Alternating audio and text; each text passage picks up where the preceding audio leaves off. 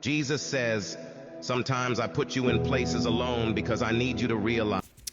So Yeshua told us many things, not ear-tickling words like that video says, but he actually told us in John chapter 5 to go search the scriptures, for in them you'll find your salvation. It was what was written of him. And he tells you in verse 46 and 47, if you don't believe what Moses wrote of him, you're not going to believe what he tells you. Because Moses wrote in Deuteronomy 18, verse 15 through 19 in Acts, and also quoted in Acts chapter 3, verse 18, verse 23, that Jehovah was going to rise up a prophet from amongst them, and he was going to give what was desired at Horeb, the life-giving water. In Exodus 17, what they thirsted for, which is Deuteronomy 4 through 6 tells you what was given at the rock of Horeb. It was the 10 commandments Jehovah gave with his voice under the midst of the fire, under the cloud, in the midst of the fire, and they saw no similitude. Yeshua quotes that in John chapter 5. He says, you didn't hear any voice and you didn't see a figure. Referring to Deuteronomy chapter 4. And Deuteronomy chapter 5, what was given at Horeb was the 10 commandments. In verse 22 of Deuteronomy chapter 5, he added no more. Yeshua came to refresh the covenants that was given with Jehovah's voice, which is the 10 commandments. And in sacrificial law, the law added to the covenant because they transgressed with the calf immediately after, when Moses went up on the mountain to receive that contract that Jehovah was going to write, that he wrote with his finger on 2 tables of stone. When he was up on the mountain to receive that contract that they just agreed to, that Jehovah gave with his voice, they made a golden calf. And then Moses wrote the sacrificial law with his hand in a book, the 600 and some laws, in a book until it was finished, until the seed should come, which the promise was made in Galatians 3:19. Served the sacrificial law. It was added, the only law added to the covenant, until the seed should come. Yeshua told you in 2 John chapter 1, I didn't write a new commandment unto you, but one from the beginning, to love one another and walk in the commandments. And he told you that you have to be grafted into him in John 15. For he is the vine and we are the branches. We can do nothing without going through him first. Just like he could do nothing without the Father in John chapter 5. And in John 14, he tells you, those that believe on me, the works that I do, they will do also, the good works. If you love me, keep my commandments, and I pray to the Father to send you another comforter, the Spirit of truth, which is the second comforter. Because the first comforter he's given to all men, Spirit of grace, which is G5485, divine influence upon your hearts, teaching you to deny sin and lust of this world. Not lasciviousness, not unmerited favor that ungodly men have turned the grace of God into in Jude chapter 1, verse 4. But divine influence on your heart, G5485, so you deny sin and lust of this world so you can keep his first and great commandment he gave you in Matthew 22. For Yeshua gave us 2 commandments, to love God with all your heart, soul, and mind, which is Jehovah's righteousness. Yeshua quoted verbatim Deuteronomy chapter 6, verse 5. Love God with all your heart, soul, and mind. Keep the commandments in your heart. Teach them to your children, and it will be your righteousness. Like Titus 2. Denying sin and lust of this world so you can live righteously, keeping his covenants.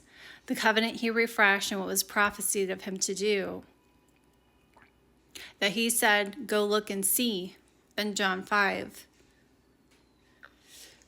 His second commandments is like onto the first. He was quoting Leviticus chapter 19, verse 15 through 18. To love thy neighbor as thyself, I am the Lord, is to do righteous judgment, judged by his first and great commandment he gave you, Jehovah's righteousness, the 10 commandments. Don't be respecters of persons, like James chapter 2 says, or you commit sin, rebuke all so they don't suffer sin upon them.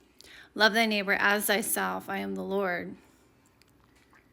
And that's why all the law and the prophets hang on those 2 commandments in Matthew 22. Moses was a prophet. It's not just John chapter 3. Those who believe on the Son have everlasting life. Belief is obedience, just like Hebrews 3 talks about. Those that Jehovah was grieved for 40 years in the wilderness, whose carcasses fell, were those that were disobedient, who sinned. Therefore, they couldn't enter into his rest for unbelief. In Hebrews chapter 5, verse 9, Yeshua became the author of eternal salvation unto those who believe, not only those who obey him. That's what it says. Those who obey the Son. You have to obey Yeshua. Just like he says in John 14, those that don't keep my sayings don't love me. Those that obey him, love him, and keep his commandments, they will have the love of the Son and the Father. That is how you give the Holy Spirit in John 14. The Spirit of truth is the Holy Spirit, where the Holy Spirit can be in you, and so you have an advocate when you come before the Lord. For you've kept his commandments, you haven't nailed them to the cross. Yeshua told you in Matthew chapter 5, therefore be perfect like my Father is perfect in heaven.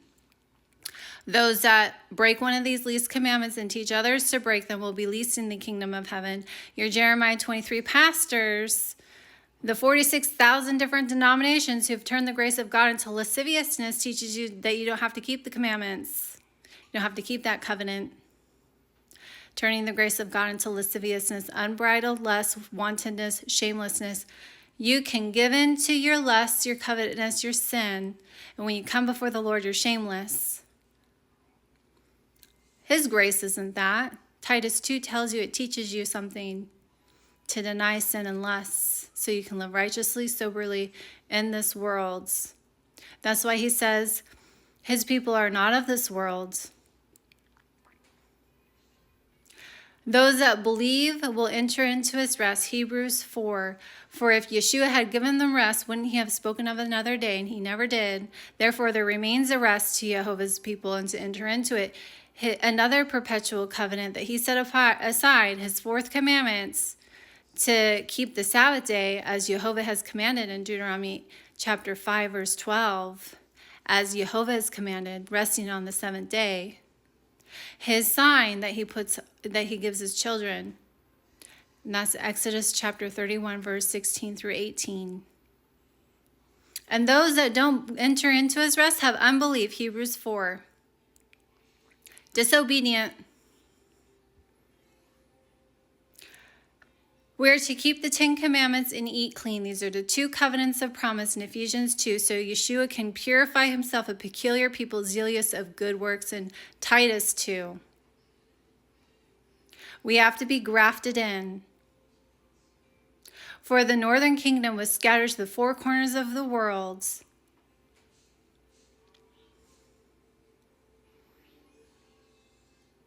Scattered because of disobedience, because they worship pagan gods. Jeremiah 10, Jeremiah 4, 744, Christmas and Easter, Ishtar, Queen of Heaven.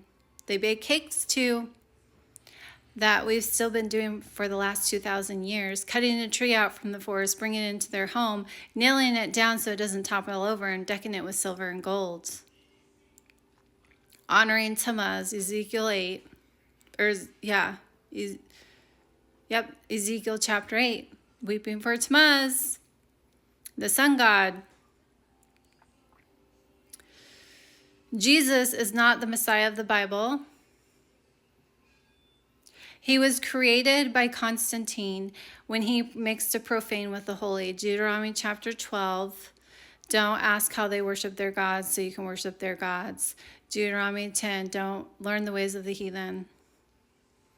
Keep the covenants of promise. Revelations 22, verse 14. Blessed are they who keep the commandments, that they have right to the tree of life and are able to enter into the gates of the kingdom.